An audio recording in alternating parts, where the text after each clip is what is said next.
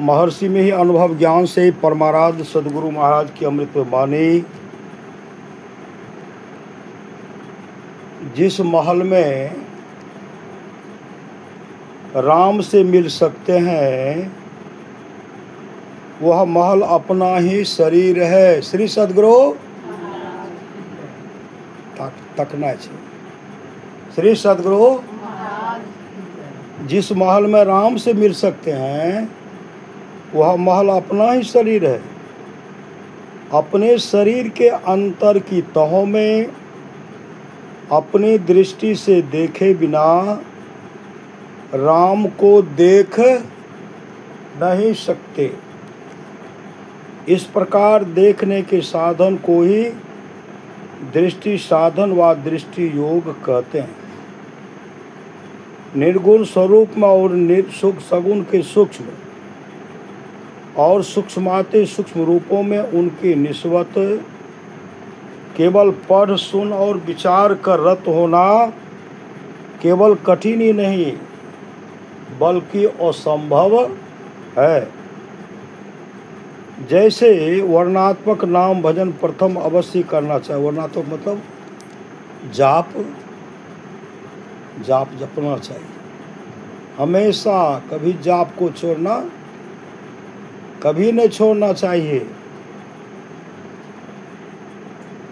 वैसे ही अंत में ध्वन्यात्मक नाम का भी भजन अवश्य करना चाहिए।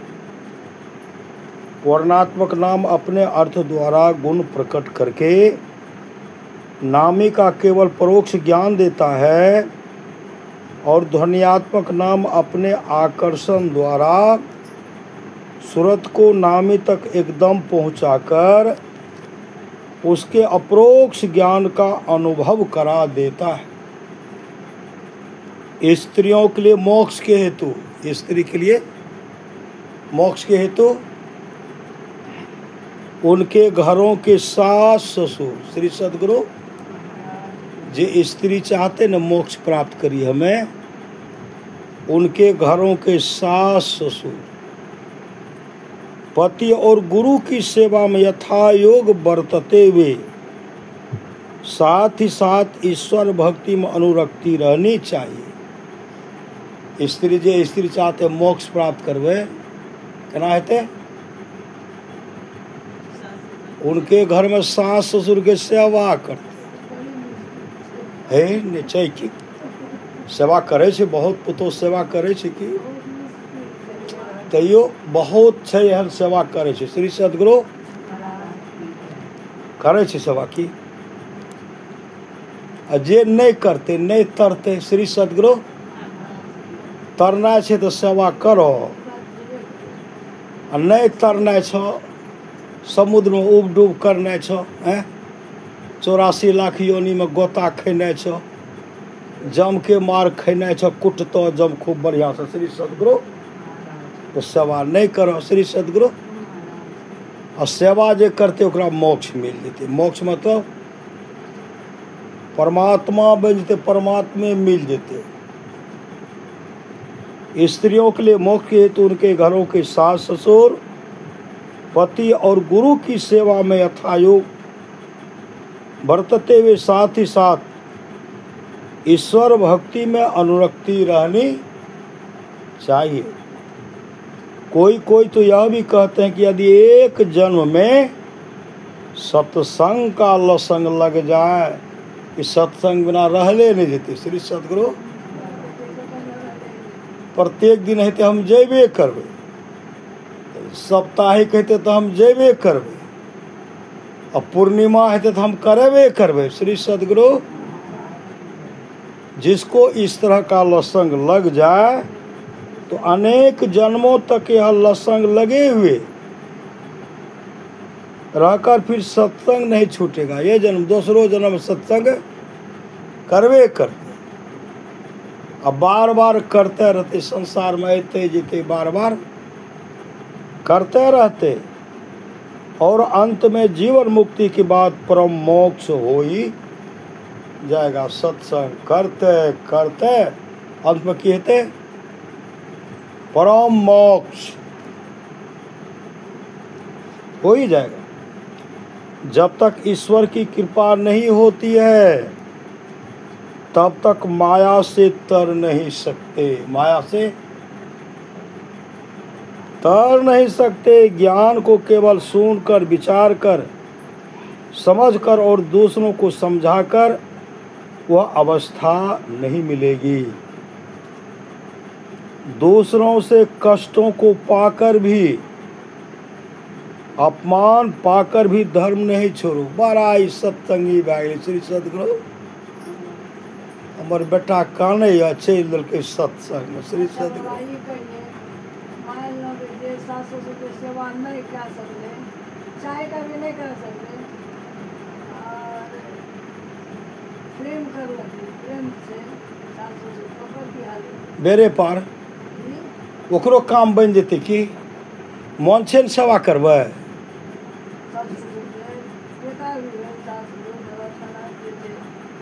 छै कि सेवा करी, हमें सेवा करी इच्छा छै लेकिन समय नहीं छै। समय नहीं छै, लेकिन जखन सेवा करैके इच्छा भेलै ने वो काम बनि जाइ छै, ओकरा अंदर श्रद्धा ने भेलै, मन में प्रेम छै। भए गेलै। वएह प्रेमे ने सब बात छियै, प्रेमे छै सब। प्रेम भए गेलै श्री सद्गुरु। की करते, खाए ले दे देते, 10टा बात कह देते, वो कौन प्रेम मिले। श्री सद्गुरु श्री कोनो सेवा नहीं कर। श्री सद्गुरु दूसरों से कष्टों को पाकर भी, अपमान पाकर भी धर्म नहीं छोड़ो।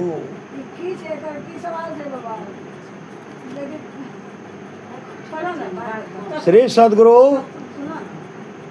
धर्म के लिए कोई कष्ट देता है, अपमान करता है, तो उसको सह लो। धर्म करे छियै ने, कोई कष्ट दे रहल छै, अपमान करना छै, ओकरा सहि लेना छै। आ जे सहतै ने ओकरे लहतै, ओकरे लाभ हेतै। आ जे सहल जानतै ने ओकरे बनतै, आ जे सहल नहीं जानतै ओकर की हेतै?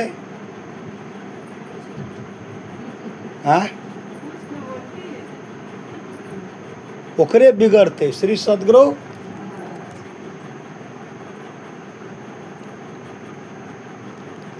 संत नहीं होते तो मानव को ईश्वर का ज्ञान नहीं होता। अगर संत नहीं थे ना, मानव को ईश्वर का ज्ञान नहीं होता। संत नहीं होते तो हमारा जीवन अंधकारमय होता। ईश्वर का ज्ञान संत के सिवा और कोई देने वाला नहीं है। भक्त ईश्वर के दर्शन के लिए ललायित रहता। भक्त श्री सद्गुरु भक्त ईश्वर के दर्शन के लिए ललायित रहता है। दर्शन के बिना वह विकल रहता है। यह भाव जिसके हृदय में है वही भक्त है। दर्शन ललायित रहे छै, कहिया देते दर्शन, कहिया दर्शन। जकरा अंदर में ही भक्ति भाव छै ने, वह भक्त छै, वही भक्त है। यह भाव हृदय में रखना चाहिए। यह संसार मोह का नगर है। मोह कहते हैं अज्ञानता को, और सत्य को सत्य कहकर बैठे हो और इसमें शांति चाहते हो, कभी होने को नहीं। जो साधन करे उसको यह अनुभूति अपने अंदर में प्रत्यक्ष होगी। जो अच्छी तरह कोशिश करे तो अवश्य देखेगा। ये कोई ऊंचे दर्जे की चीज़ें नहीं है, नीचे की है, किंतु मन को पवित्र रखना जरूरी है। श्री सद्गुरु जिसका मन पवित्र नहीं है वह उसे देख नहीं सकते। जकर मन पवित्र नहीं, वो केना देखते? देख सकता है? महल से जमीन का दाम बहुत कम होता। महल से जमीन का दाम बहुत कम होता है, किंतु महल का आधार जमीन है। बिना जमीन के महल बन नहीं सकता। उसी तरह बिना सत्संग रूपी जमीन के भजन रूपी महल बन नहीं सकता। इसलिए सत्संग की बड़ी जरूरत है। अंतर की गंगा में स्नान करो। श्री सद्गुरु कहाँ से गंगा? अंतर में गंगा हरिद्वार की ऋषिकेश में, काशी बनारस में, महादेवपुर घाट की काढ़ा गोला, वह गंगा तो है ही है, वो माँ गंगा है। लेकिन एक माँ गंगा सबके अंदर में है। यहाँ यही गंगा है। ये इसमें गंगा, इसमें यमुना, बीच में अंतः सलीला। इसमें गोता लगाना पड़ेगा। श्री सद्गुरु गोता लगाना पड़ेगा मतलब ध्यान करना पड़ेगा। ध्यान कहाँ ध्यान करना चाहिए? है ध्यान कहाँ होना चाहिए? यहाँ। श्री सद्गुरु अंतर की गंगा में स्नान करो। महल से जमीन का दाम बहुत कम होता है, किंतु महल का आधार जमीन है। बिना जमीन के महल बन नहीं सकता। उसी तरह बिना सत्संग रूपी जमीन के भजन रूपी महल बन नहीं सकता।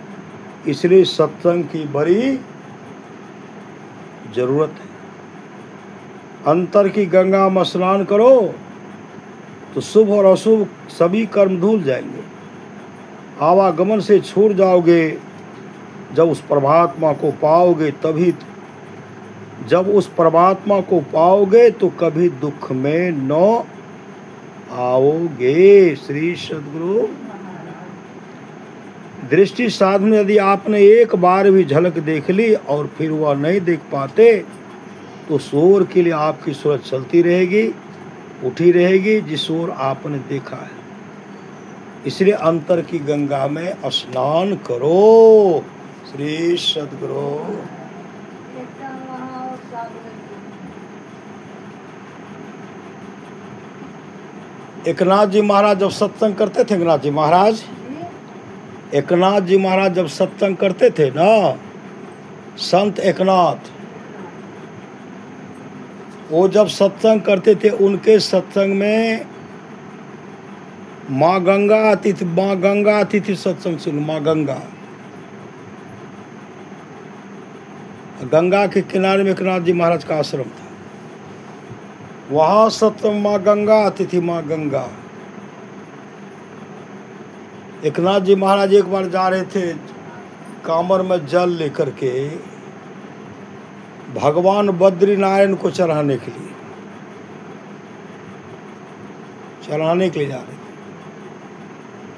श्री सद्गुरु महाराज और जैसे आगे बढ़ते हैं ना, एक गधा छटपटा रहा था। और जैसे गधा को कांवर का जल पिलाते हैं, मुख में डालते हैं, ऐसे मुंह खोल दिए और कांवर का जल दे रहे हैं।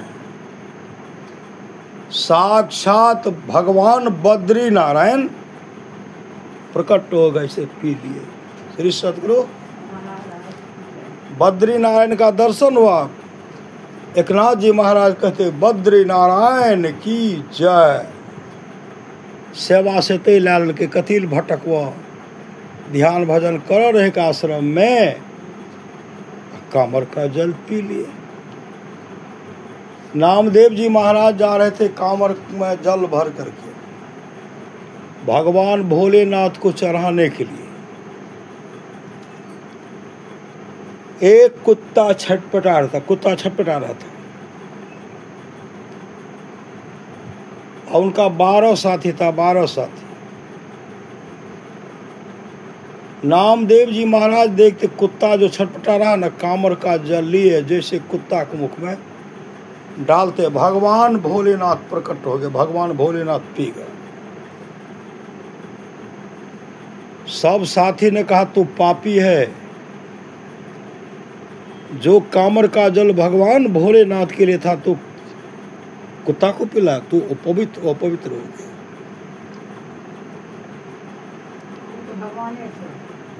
नामदेव जी महाराज रोने लगे। सब साथी को छोड़ दिए। कमर में जल नहीं रहा तो कहाँ जाएंगे। एक जगह मंदिर में रो रहे थे, आकाशवाणी हुई, अरे नामदेव क्यों रो रहा है? कहा भगवान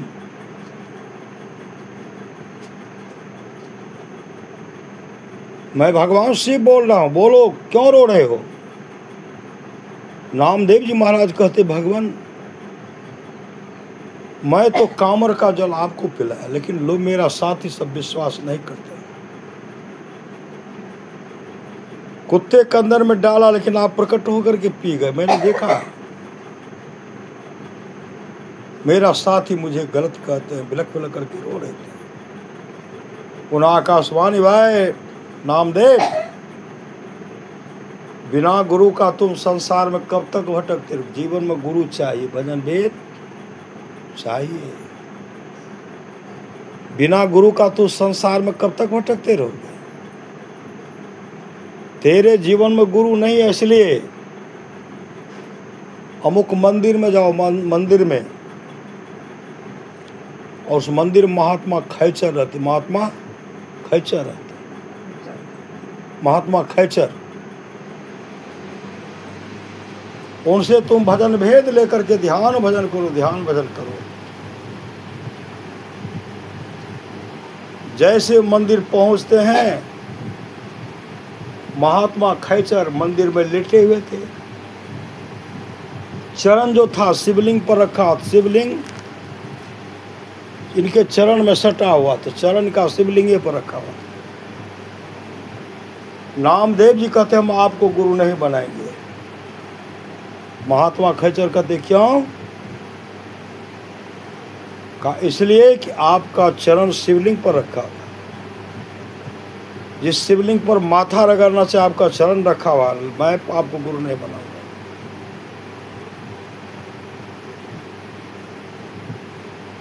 भगवान शिव ने कहा था महात्मा खैचर से, मेरा भक्त नामदेव आ रहा, उनको आप दीक्षा दे दीजिएगा। और नामदेव को कहा जाओ महात्मा खैचर से भजन भेद ले लो। कहा मैं आपको गुरु नहीं बनाऊंगा क्योंकि आपका चरण शिवलिंग पर रखा हुआ। चल दिए। महात्मा खैचर कहते तुमको भगवान शिव के वचन पर विश्वास नहीं है। भगवान शिव ने कहा नामदेव आ रहा, उनको भजन भेद दे दीजिएगा। अब तुमको भी तो कहा वहां जाकर दीक्षा ले लो। कहा आपको तो गुरु बनाने के लिए मैं आया था, लेकिन आपका चरण शिवलिंग पर रखा हुआ। महात्मा खैचर कहते जहां शिवलिंग नहीं हो वहीं मुझे रख दो, घुमा करके रख दो। तो जैसे जैसे घुमाते हैं शिवलिंग जो है उनके चरण को छोड़ते नहीं, घुमाते घुमाते थक गए। श्री सद्गुरु घुमाते घुमाते थक गए, अंत में नीचे रखते हैं। महात्मा खैचर कहते नामदेव मैं करूं तो क्या करूं, मैं चाहता हूं कि अलग चरण रखो, लेकिन वो छोड़ते ही नहीं। तब भजन भेद दिए। भजन भेद लेकर के मुस्तैदी के साथ ध्यान भजन किए। सत्संग के प्रचार प्रसारार्थ देखते हैं संत महात्मा लोग धूप में, गर्मी में, बरसात में, जाड़ा में समय निकाल करके सत्संग में जाते हैं, सत्संग का प्रचार प्रसार करते हैं। संत ज्ञानेश्वर उनके पास आए, श्री सद्गुरु संत ज्ञानेश्वर उनके पास आए। नामदेव जी से कहते चलिए हम दोनों मिल करके सत्संग का प्रचार प्रसार करें। सत्संग का प्रचार प्रसार, धर्म का प्रचार प्रसार करेंगे जिससे मानव का परम कल्याण होगा। नामदेव जी महाराज का देखिए हमको फुर्सत नहीं है, हम अपने घर के मंदिर में ही हम भगवान पांडुरंगा का पूजा करते। पांडुरंगा कहिए, कृष्ण कहिए, विट्ठल कहिए, जो कहिए सब एक है, कोई अंतर नहीं। मैं पांडुरंगा का पूजा करता हूँ। तो संत ज्ञानेश्वर करते, पूजा करते, तो क्या अब तो चलिए धर्म का प्रचार प्रसार करने के लिए हम दोनों मिलकर के प्रचार प्रसार करेंगे। नामदेव जी महाराज के जब हमको पांडुरंगा कह देंगे ना, मेरा इष्ट पांडुरंगा है, जब वो कह देंगे तब आपके साथ हम जाकर के धर्म का प्रचार प्रसार करेंगे। पांडुरंगा पत्थर का था, भगवान पांडुरंगा का मूर्ति पत्थर का था। नामदेव कहते जब वो मेरे इष्ट पांडुरंगा कह देंगे कि तब जाओ, तब हम जाएंगे। इतने श्रद्धा प्रेम से यह कह रहे थे। भगवान पांडुरंगा प्रकट वहाँ से टहलते हुए, पत्थर जो वहाँ से टहलते आए, टहलते आते हैं, टहलते प्रकट हो गए। भगवान पांडुरंगा यहाँ प्रकट हो गए। नामदेव जी का हाथ पकड़ करके संत ज्ञानेश्वर के हाथ में दे देते हैं और कहते आप धर्म का प्रचार करो, सत्संग का प्रचार करो। ये है सत्संग का प्रचार प्रसार। श्री सद्गुरु, सत्संग से बढ़कर के कुछ है कहा नहीं जा। आज संत कबीर साहब का जयंती जन्मदिन है, आज जन्मदिन है। संत कबीर साहब का बुलावा है, बुलाने के लिए आए। कौन? भगवान विष्णु के पार्षद आते हैं और आप चले बैकुंठ लोग। संत कबीर साहब रोने लगे। राम बुलावा भेजिया दिया कबीरा रोए, और जो सुख साधु संग में सो बैकुंठ न होए। जो साधु के संग में सुख है वो बैकुंठ लोक में नहीं है। अभी कितना सुख है श्री सद्गुरु, कोई चाहना है? कोई चाहना, कोई कामना छे एखनी? संत कबीर ने कहा मैं तो आन परी चोरन के नगर, सत्संग बिना जिय तरसे। इस सत्संग में लाभ बहुत है, तुरंत मिलावे गुरु से। जीवन में गुरु चाहिए। इस सत्संग में लाभ बहुत है, तुरंत मिलावे गुरु से। मूर्ख जन कोई सार न जाने, सत्संग में अमृत बरसे।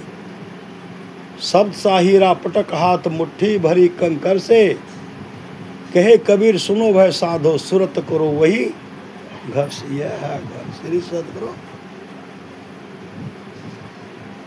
सुखमनिया में मोरी नजर लागे, अगल बगल कहीं दृष्टि डोले, सन्मुख बिंदु पकड़ लागे, और सुखमनिया में मोरी नजर लागे।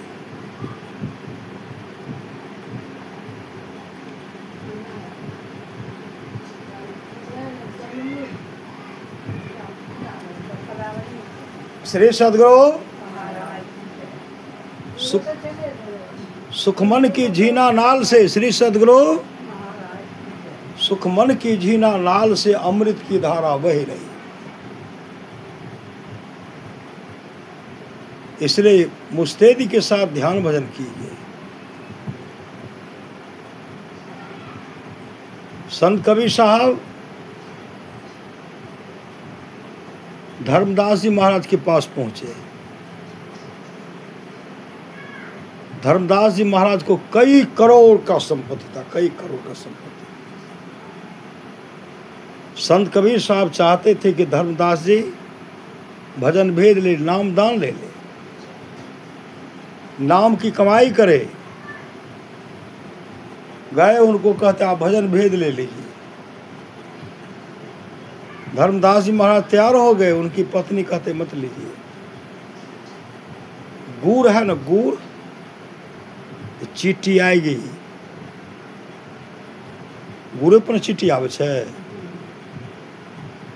गुड़ है तो मक्खी आएगी, चीटी आएगी। आपके पास धन है तो ऐसे तो साधु महात्मा बौखते फिरते हैं। ऐसे साधु, धन है तो साधु महात्मा वैसे आते रहे। धन है इसलिए तो आगे पीछे कर रहे हैं। संत कबीर साहब जब इस बात को सुने, गए तो कभी नहीं आए। श्री सद्गुरु, कभी नहीं, कभी नहीं आए, कभी नहीं, कभी आए नहीं किए। धर्मदास तो गुरु के कबीर साथ। हाँ हाँ, कभी नहीं आए संत कबीर साहब। जग करेंगे तो जग माएंगे, कई बार जग किए नहीं आए, अंतिम में जग किए हो गया खोखला। श्री सदगुरु अब धन नहीं रहा। इसमें तो अब कबीर साहब अवश्य आएंगे, क्योंकि हम कबीर साहब को गुरु बनाना चाहते हैं। कबीर साहब हमारे गुरु होंगे। निकलते हैं। अब क्या करूं श्री सदगुरु? मन में हुआ कि आप आत्महत्या कर लेता हूं, आत्महत्या, क्योंकि गुरु नहीं मिला, आत्महत्या कर लेता हूं। आत्महत्या ख्याल से निकले। यहाँ नदी में डूबूंगा, लोग निकाल लेंगे। वृक्ष पर चढ़ करके गिरूंगा तो लोग बचा लेंगे। ऐसे जगह पर गिर जाऊंगा ना, आत्महत्या करूंगा ना, कोई हमको बचा नहीं पाए। चले गए, आगे जा रहे थे, अमुक जगह छिप करके आत्महत्या करूंगा, क्यों गुरु नहीं मिला। आगे जैसे बढ़ते हैं, संत कबीर साहब टीला पर बैठे हुए हैं। जैसे टीला पर बैठते हैं, धर्मदास जी महाराज दौड़ पर चरण लिपट गए। कहते कहाँ जा रहे हो? कहा जा रहा हूँ आत्महत्या करने। कहा क्यों? कहा मुझे गुरु नहीं मिला इसलिए आत्महत्या करने के जा रहा। कहा देखो अब तुम्हारे अंदर में जो अहंकार था सब समाप्त हो गया। तुम्हारी पत्नी क्या बोला था, ख्याल है? गुड़ है तो चींटी आएगी, मक्खी आएगी। इसलिए मैं नहीं जा पाया। क्या चाहिए? कहा मुझे ज्ञान चाहिए, नाम दान भजन। तब भजन भेज दिए श्री सदगुरु। अब भजन भेज दे करके इतने समर्पित हो गए सत्संग के प्रति, सत्संग के प्रति इतने समर्पित हो गए। अब धन तो रहा नहीं। ये चाहते हैं कि साधु महात्मा को बीच में सत्संग करा करके भंडारा करवा लो। पत्नी से कहते एक काम करो तो सोना का बल्ला दे दो, सोना का बल्ला, इससे हम सत्संग करवा लेंगे, भंडारा करवा लेंगे।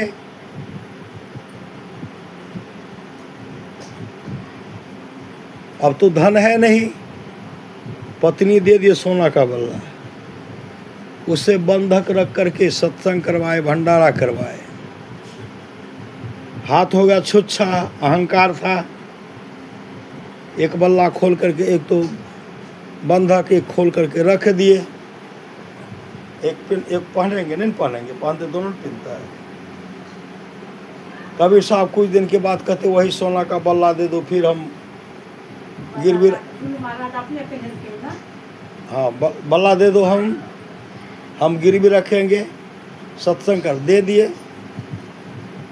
तो बीच बीच में धर्मदास जी महाराज की पत्नी कहती थी हमारा बल्ला दे दीजिए, सोना का बल्ला हमको ला के दे, बंधक रखे, छुड़ा के ला दीजिए। तो पैसा रहता तब तो छुड़ा के ला देते, पैसा था ही नहीं। आजकल टाल मटोल हो रहा है। एक दिन की बात है, धर्मदास जी महाराज स्नान करके गए, ध्यान करें। श्री सदगुरु ध्यान करने के लिए गए, स्नान किए, ध्यान करने के जैसे जा रहे हैं। पत्नी कहते देखिए मेरा हाथ छुच्छा लगता है, हमको मेरा बल्ला, सोना का बल्ला ला दीजिए। धर्मदास जी महाराज कुछ नहीं बोलते, अंतर गए ध्यान में। ध्यान बैठे, ध्यान में बैठे हुए हैं। कुछ देर के बाद साक्षात परमात्मा कहिए धर्मदास जी महाराज के रूप में आते हैं। धर्मदास जी महाराज की पत्नी चौका निपाई करे चूल्हा के पास। बहुत नौकर चाकर न था, अब सब गरीबी आ गई, अहंकार था। चौका लगा रही है, और धर्मदास जी महाराज के रूप में साक्षात परमात्मा के आप बराबर तंग करते थे, मेरा बल्ला ला दीजिए, बल्ला लीजिए पहन लीजिए। बल्ला चमक रहा था। धर्मदास जी महाराज की पत्नी कर स्नान करूंगी तब पहनूंगी। कारण इन्हें आप बहुत तंग करते थे, पहन लीजिए। उनकी पत्नी कहती आप अपने से पहना दीजिए, तो पहना दिए। किस रूप में? धर्मदास जी के महाराज के रूप में साक्षात परमात्मा उनको बल्ला पहना दिए। जब चौका लगा कर स्नान करके गई वहाँ, धर्मदास जी महाराज को प्रणाम करते हैं। धर्मदास जी महाराज कहते कब लाया बल्ला? पहले गिरवी छोड़ा करके ला दिया, तब कहती थी लाइए लाइए। जब घर में छोड़ा करके ला करके रख दिया तो तंग काहे करते हो? तंग नहीं करना चाहिए, क्यों तंग कर रहे हैं? धर्मदास जी महाराज की पत्नी का अभी तो आप ला करके हमको पहनाए। कहाँ हम कहना, काफी तो पहनाए। धर्मदास जी महाराज आंख को देखते साक्षात परमात्मा श्री सतगुरु। इसलिए जीवन में सत्संग नहीं तो ध्यान नहीं थे, संलग्नता के साथ कीजिए। भगवान महर्षि रमन जब सत्संग करते थे ना, उनके सत्संग में गाय आती थी। गाय सत्संग सुनने की लगती। गाय संजोग से एक दिन की बात है, गाय सत्संग नहीं आई। भगवान महर्षि रमन जब आंख बंद करते तो क्या देखते हैं? गाय जो है जंगल में बीमार पड़ गया। गाय जंगल में बीमार पड़ गया। सत्संग समाप्ति के बाद भगवान महर्षि रमन घनघोर जंगल को चल पड़े।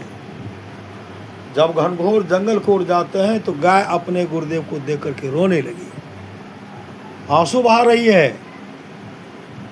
भगवान महर्षि रमन करते गो माँ, आज तुम सत्संग में क्यों नहीं गई? गाय रोकर कहने गुरुदेव क्या करूं, आज मेरे शरीर में बुखार है, कष्ट है, पीड़ा है, इसलिए मैं सत्संग में नहीं जा पाई। भगवान महर्षि रमन करते गो माँ, कहो तो तुम्हारे शरीर में जो कष्ट पीड़ा बुखार है सबको दूर कर दो। गाय रोकर कहने गुरुदेव अब इस शरीर में रहने की इच्छा लालसा नहीं है। आपके पास जो आकर मैं बराबर आपका दर्शन किया करती थी, सत्संग सुना करते थे, इस पुण्य के चलते अब इस शरीर को परित्याग करूंगी। परित्याग करके दिव्य रूप धारण करूंगी। विष्णु लोक से विमान आने वाला है, विमान पर बैठकर विष्णु लोक को चले जाऊंगी और भगवान विष्णु की शरण की अधिकारिणी बन जाऊंगी। गाय उसी समय अपने गुरुदेव के सामने अपने शरीर को परित्याग करती है, दिव्य रूप धारण करती है। विष्णु लोक से विमान आता है, विमान पर बैठा करके हरि कीर्तन करते विष्णु लोक लेके चले गए। गाय जो भगवान विष्णु की चरण की अधिकारिणी बन गई। ये सत्संग का प्रभाव से राजा कवास के 21 पीढ़ी तक का राजा नरक में पड़ा हुआ था और सबको जमदूत मुगदर से कुटनी करते, पेटते थे, चीखते थे, चिल्लाते थे, बचाओ बचाओ, हे भारिया, हे कुटुंबियों, हे सगे संबंधियों, कोई तो मुझे जम की मार से कौन बचाएगा। चीखते चिल्ला रहे थे। जमराज कहते अगर तुम्हारे वंशज के लोग भजन भेद लेकर के सत्संग करवा लेते तो तुम लोग का उद्धार हो जाता।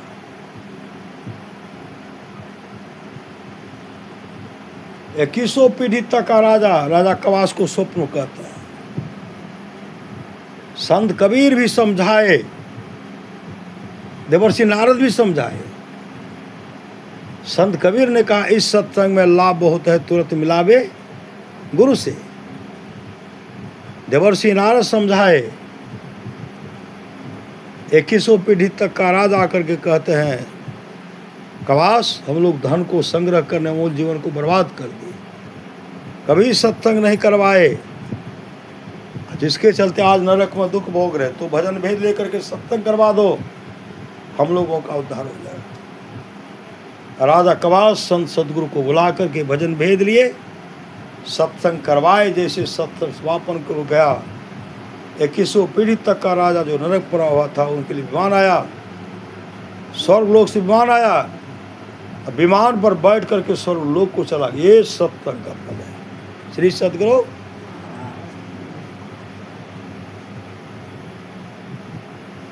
एक शेर जी कम खुराकी के साथों 10 मिनट तक सत्संग सुने थे। इंद्रलोक की गद्दी मिल गई।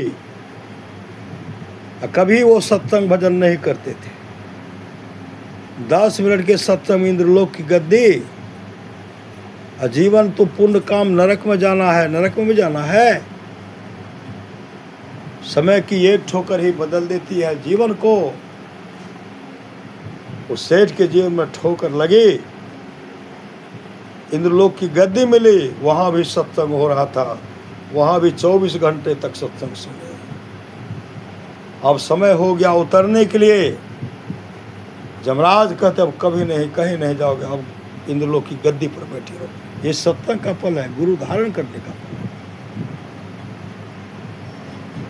इसलिए अमर मुनि का उपदेश है, 100 काम को छोड़ करके स्नान करना चाहिए, 1000 काम को छोड़ करके भोजन करना चाहिए, लाख काम को छोड़ करके सत्संग करना चाहिए, और करोड़ों काम को छोड़ करके अपने जीवन के बागडोर को संत सद्गुरु के हवाले करना। मतलब सत्संग कभी नहीं छोड़ना चाहिए। की करिए, आरती कर देखिए, आरती कर दिया है, भागल आरती कर दिया है, हैं?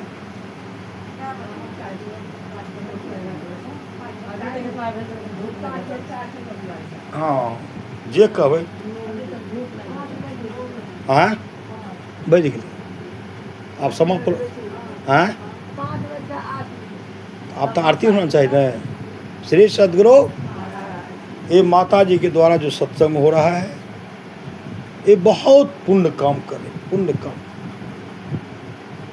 अभी सुन रहे थे, शिव अज सुख सनकादिक नारद, जे मुनि ब्रह्म विचार विशारद, सब कर मत खगनायक यहा, करिए राम पद पंकज नेहा। हे पक्षीराज, सबका यही मत है कि राम के चरण कमलों में प्रेम करना चाहिए। जो प्रेम रस शाखा नहीं अमृत पिया तो क्या हुआ, उपकार में सिर दिया नहीं जुग जुग जिया तो क्या हुआ। देखी गुलिस्ता ओ सीता मतलब न पाया शेख का, सारी किताबों याद कर हाफिज हुआ तो क्या हुआ। आप लोग जानते होंगे, कार्तिक महात्मा आया है, कांची नरेश राजा चौल, कांची नरेश राजा चौल, सत राजा रही हो। एक बार उनके मन में हुआ कि भगवान विष्णु के मंदिर जाना चाहिए, चढ़ौआ चढ़ाने के लिए। मंदिर प्रवेश करके चढ़ौआ चढ़ाए, कुछ सोना, कुछ चांदी, कुछ हीरा, कुछ जवाहरात चढ़ाए। भगवान के सामने हाथ जोड़ करके खड़े हैं, मूर्ति के सामने। हम तो बहुत बड़े दानी, हम तो बहुत बड़े दानी, मैंने बहुत कुछ दान दिया। उसी समय एक गरीब भक्त थे विष्णुदास, मंदिर पहुंच गए, उस पर फूल चढ़ाए। राजा जो चढ़ाए थे सोना चांदी हीरा जवाहरात, गरीब भक्त विष्णुदास जो फूल चढ़वा ढक गया, उसका चढ़वाया ढक गया। अब जो चढ़वा उसका ढका न, मुड़ करके देखते कहते मेरे चढ़वा का किसने अपमान कर दिया, हम तो भगवान को चढ़ाए थे, कौन फूल चढ़ा दिया। अब मुड़ करके देखते बगल में विष्णुदास खड़े हैं। राजा साहब खूब डांटे, मेरे बराबरी में तुम मंदिर प्रवेश, क्यों मेरे बराबरी में तुम मंदिर प्रवेश किया, मेरे बराबरी में मेरा अपमान किया। तो डांटने लगे। राजा डांटते, मंत्री डांटते, सिपाही डांट, सब डांटने लगे। राजा साहब निकले, राजमहल में गए। अब विष्णुदास भी निकले, अपने आश्रम आए। राजा साहब कहते, राजा मैं हूँ, बड़ा मैं हूँ, जाति में बड़ा हूँ, धन में बड़ा हूँ, पद में बड़ा हूँ, वो क्या किए, हवन शुरू किए। नाम धुन नहीं होता, हाँ नाम धुन, नाम का धुन हो रहा, हवन हो रहा है। कंटर का कंटर हवन कुंड में घी जल रहा है, अच्छा तो तिल जो सामग्री दे रहे हैं हवन हो रहा है, उधर नाम धुन भी हो रहा है। विष्णुदास के मन में हुआ राजा साहब के पास इतना धन है तो राजा साहब चढ़ुआ में सोना चांदी चढ़ाए, हीरा जवाहरात चढ़ाए। वो हवन कर रहे हैं भगवान को प्रसन्न करने के लिए। नाम धुन मेरे, हम तो गरीब हैं, हम भी भगवान को रोटी बना करके चढ़ाएंगे, रोटी बना करके चढ़ाएंगे। स्नान करके रोटी बनाए और रोटी बना करके फिर गए स्नान करने के लिए। और जैसे स्नान करके आते रोटी हो गई चोरी। श्री सदगुरु रोटी की भले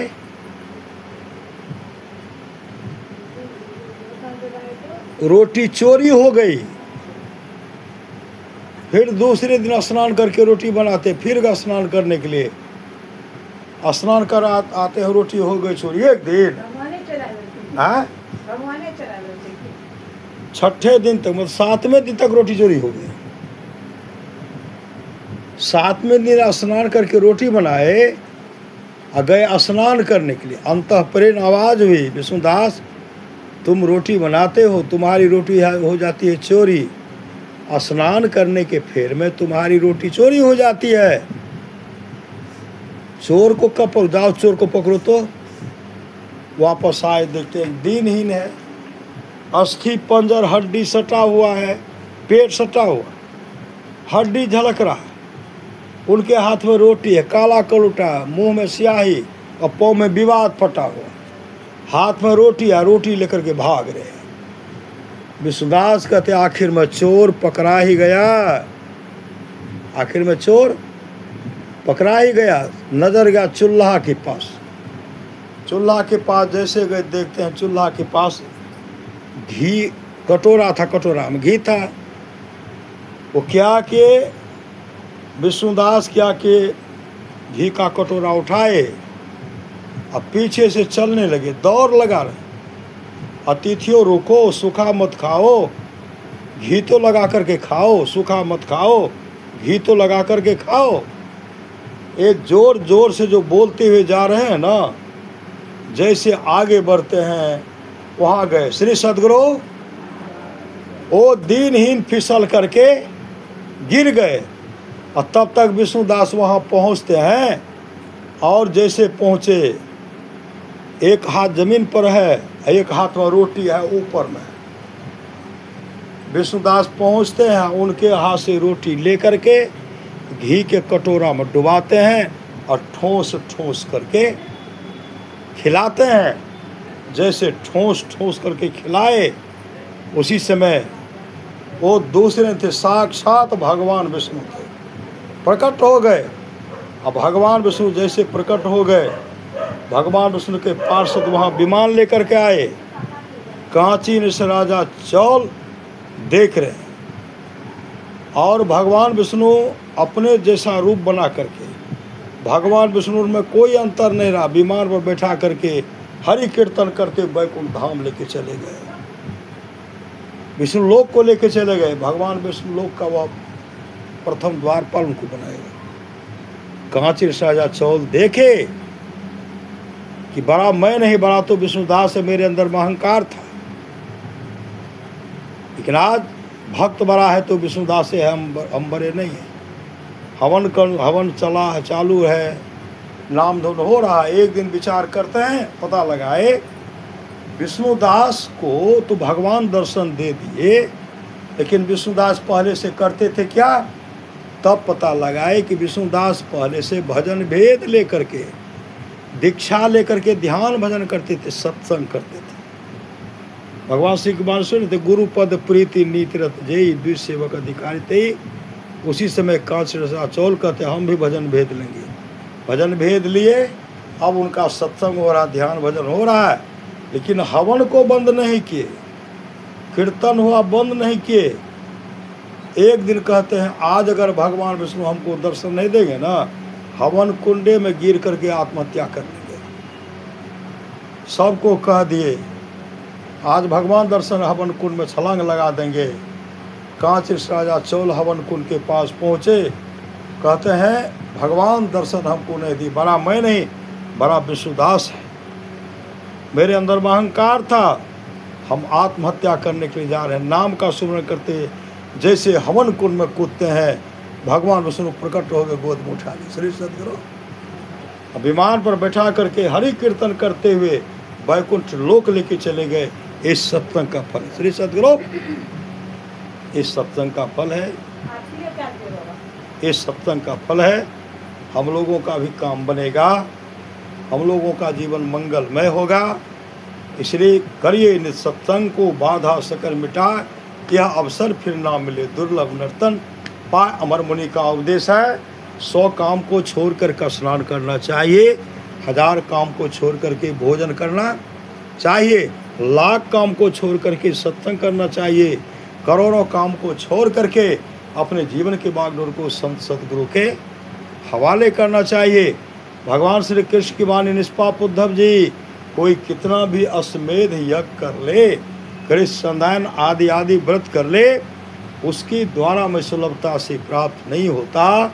बस एक सत्संग ऐसा जरिया है जिसके द्वारा में सुलभता से प्राप्त हो जाता, उस भक्त के वश में हो जाता और उस भक्त का परम कल्याण हो जाता। परमराज सदमहाराज की वाणी है। भगवान श्री कृष्ण कहते हैं थोड़ा सा भी सत्संग करो बड़ा लाभ हो। परमराज सदमहाराज की वाणी, थोड़ा सा भी सत्संग करो बड़ा लाभ होता है। जितना लाभ की बहुत धन के मिलने, बहुत विद्या के पढ़ने से होता है, उतना लाभ सत्संग से होता है। नित्य नियमित ढंग से सत्संग करो, सत्संग से खाली कोई मत रहो। अभी अमृत की वर्षा हुई, अध्यात्म ग्रंथ का सार सार ज्ञान कह दिया। जिसको याद रहा उसको अमृत मिला, जिसको याद नहीं रहा उसने अमृत को खो दिया। पुनः सद्गुरु महाराज कहते हैं सत्संग करने के लिए बादशाही ठाट बाट की जरूरत नहीं है।